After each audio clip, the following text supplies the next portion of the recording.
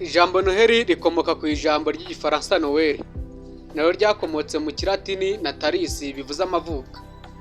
Mu cyongereza Noheli ikaba yitwa Christmas.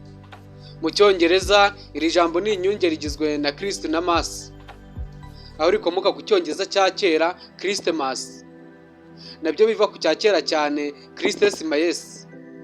Byakoreshejwe bwa mbere mu 1938, naryo rikaba rikomoka mu kigereki n'ikilatini, aho Christes bikomoka ku kigereki Christos na Maes rikava ku kilatini Miss.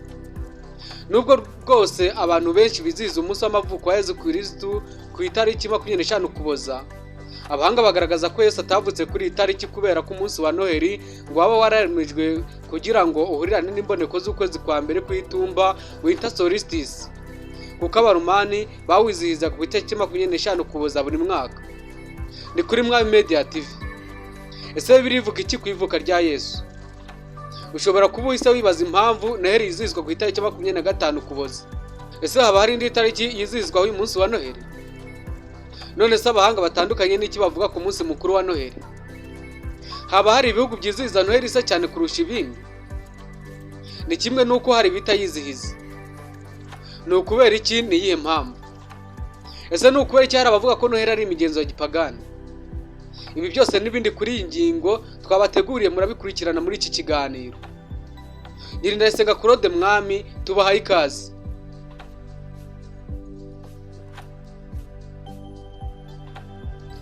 Tariki 25 Ukuboza ni umunsi abakristo bose bizihiza ivuka rya Yesu cyangwa Yezu wavutse kugira ngo acungure abanyabyaha. Abakristo bose bahurira mu rusengero kugira ngo bashyire izina rya Kristo Yezu hejuru wabacunguye. Gusa nubwo hari ibihugu bimwe bifata uyu munsi nk'umunsi ukomeye, hari ibindi biwufata nk'umunsi usanzwe w'akazi. Ivuka rya Yesu rero rifatwa nk'ikintu gikomeye, dore ko n'indangabihe dukoresha uyu munsi ya Anno Domini yatangiye mu bihe by'ivuka rya Yesu. Kuri ubu abakristo benshi bari mu myiteguro y'umunsi mukuru wa Noheli. Ni uwizihizwa ku itariki 25 Ukuboza n'abatari bake ku isi. Ijambo Noheli rikomoka ku ijambo ry'igifaransa Noel, naryo ryakomotse mu kilatini Natalis bivuze amavuko. Mu cyongereza Noheli ikaba yitwa Christmas. Abantu benshi bakunze gukoresha ijambo Xmas nk'impine ya Christmas. Igisi ikaba yaratangiye gukoreshwa nk'impine ya Kristi mu kinyejana cya 16. Iyo usomye Bibiliya nta hantu na hamwe usanga ko Yesu Kristo yavutse ku itariki 25 Ukuboza, ndetse nta naho usanga bavuga ko abakristo bakwiye kwizihiza umunsi mukuru w'ivuka rye. Iyo usomye muri Matayo wa mbere umurongo wa 18 kugera muri 25 hatugaragariza uko kuvuka kwa Yesu byagenze. Haragira hati: kuvuka kwa Yesu kwagenze gutya. Nyina Mariya yari asabwe na Yosefu, ariko yari ataramurongora, babona afite inda y'umwuka wera. Umugabo we Yosefu kuko ari umukiranutsi kandi adashaka kumukoza isoni ku mugaragaro, yigira inama yo kumubenga rwihishwa. Akibitekereza, marayika w'Umwami Imana amubonekera mu nzozi ati: Yosefu mwene Dawidi, witinya kurongora umugeni wawe Mariya, kuko imbuto muri Mariya umwuka wera. Azabyara umuhungu uzamwite Yesu, kuko ari we uzakiza abantu ibyaha byabo.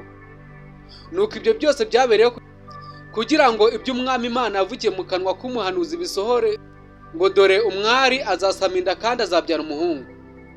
Azitwa Emmanuel, risobanura ngo Imana iri kumwe natwe. Nuko Yosefu akangutse abigenza uko marayika w'Umwami Imana amutegetse, arongora umugeni we, ariko ntibaryamana, arinda ageze igihe yabyariye umuhungu amwita Yesu. Luka 2 umurongo wa 4 kugeza ku wa 7 haragira hati: Yosefu nawe ava i Galilaya mu mudugudu w'i Nazareti ajya i Yudaya mu mudugudu wa Dawidi witwa Betelehemu, kuko yari we mu nzu ya Dawidi no mu muryango we.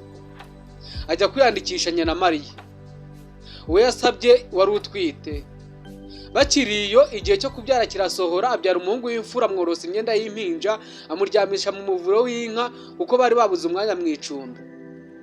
Kubera nta hantu na hamwe Bibiliya igaragaza itariki Kristo yavutseho, ndetse nta n'inyandiko ibivugaho, abayobozi ba Kiliziya Gatolika bahisemo iyo tariki bashaka kuyihuza n'umunsi mukuru wizihizwagaho imigenzo ya gipagani, kugira ngo bayiburizemo ye kutazongera kubaho ukundi.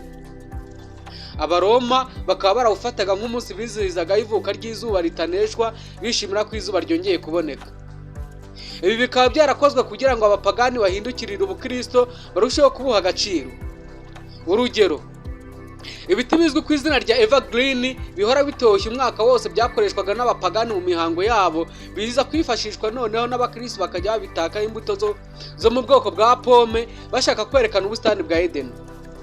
Kuri ubu izi mbuto nizo zaje gusimburwa n'imitako tubona ku biti bya Noheli kuri ubu ngubu. Mu kinyejana cya 4 ahagana mu mwaka wa 330 nibwo umwami Constantine yashyizeho umunsi wa 25 Ukuboza nka Noheli y'abakristo. Hanyuma biza kwemezwa burundu na Papa Liberius ko ari wo munsi nyawo wo kwizihiza isabukuru y'amavuko ya Yesu Kristo. Bimwe mu bihugu bikurikiza kalendari ya kera izwi nka Julian calendar birimo Ethiopia, Uburusiya n'ibindi bitandukanye byizihiza Noheli ku itariki ya 7 Mutarama. Iyi tariki kabihura n'itariki ya 25 Ukuboza ku bakoresha kalendari y'ubu izwi nka Gregorian calendar. Ubushakashatsi bugaragaza ko 90% y'ibihugu byizihiza uyu munsi biwizihiza tariki 25 Ukuboza. Hari icyo abahanga batandukanye bavuga ku munsi mukuru wa Noheli.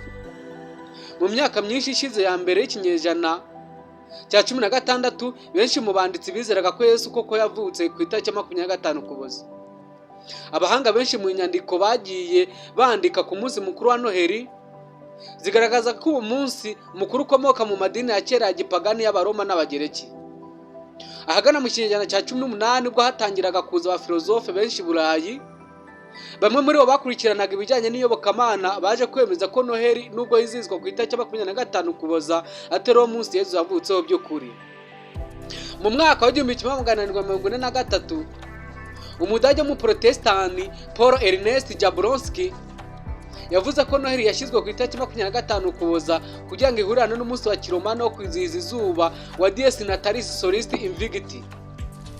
Kuri bo bafataga izuba nk'agakiza kabo kandi ku itariki ryigaragazaga kuri bo hari ku itariki ya 25. Mu 1889 Louis Duquesne yavuze ko Noheli yatoranyijwe habazwa amezi 9 mbere yo kuvuga kwa Yesu. Uhereye kuri 25 z'ukwa gatatu ari byo mu Kinyarwanda twita Werurwe, ukaba ari nawo munsi Kiliziya Gatolika yizihiza isamwa rya Yesu Kristo.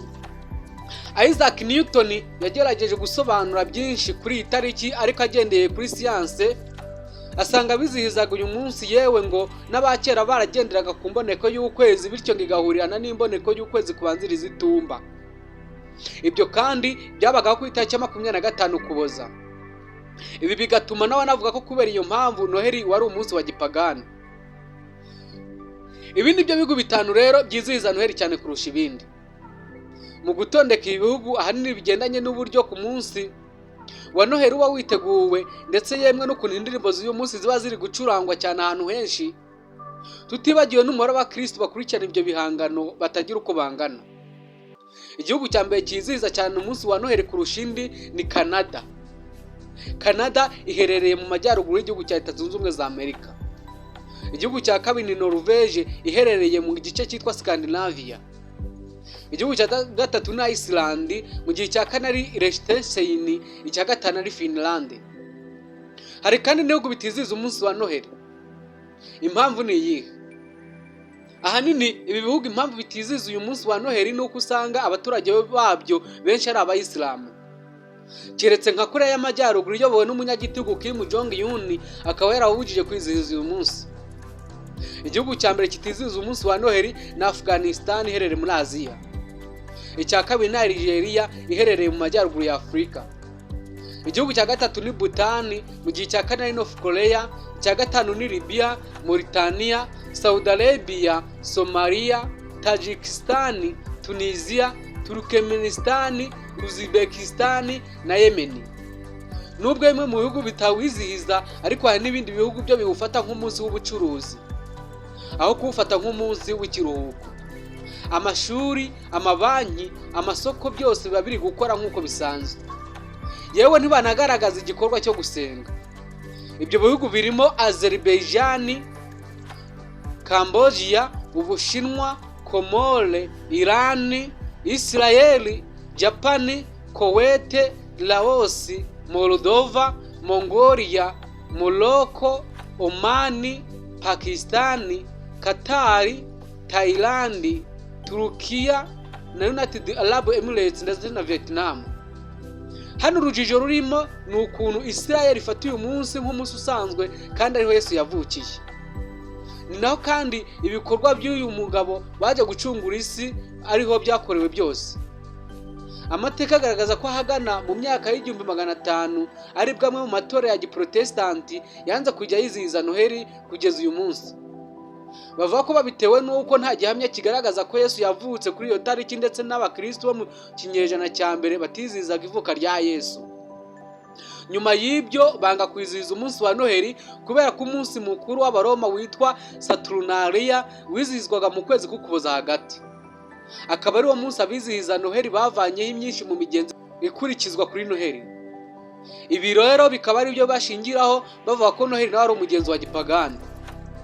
Niba umuntu yizihiza umunsi mukuru w'amavuko cyangwa wa mugenzi we, nta cyatuma n'abizera Kristo nk'umwami n'umukiza bose badafatanyiriza hamwe ngo bizihize umunsi w'ivuka rya Kristo usumba byose waje gucungura abanyabyaha.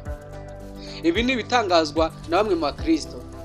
Itariki Kristo yavutseho ntikwiriye kuba ikibazo cy'ingenzi, nuko bose baba bateraniye hamwe bazamura izina ry'uwabacunguye.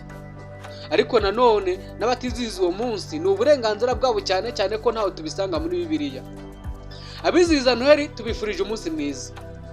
Kristo yarabacunguye, aleluya aleluya. Nshuti bakunzi ba Mwami Media TV, rero tubashimira ko mwanya natwe muri iki kiganiro. YouTube channel yanyu Mwami Media TV ibifurije Noheli nziza n'umwaka mushya muhire wa 2025, uzawuhirwe imigisha n'ibindi byose bizagerereza ibyo muzaba mwarateguye. Tuzasura ubutaha mu kiganiro nk'iki.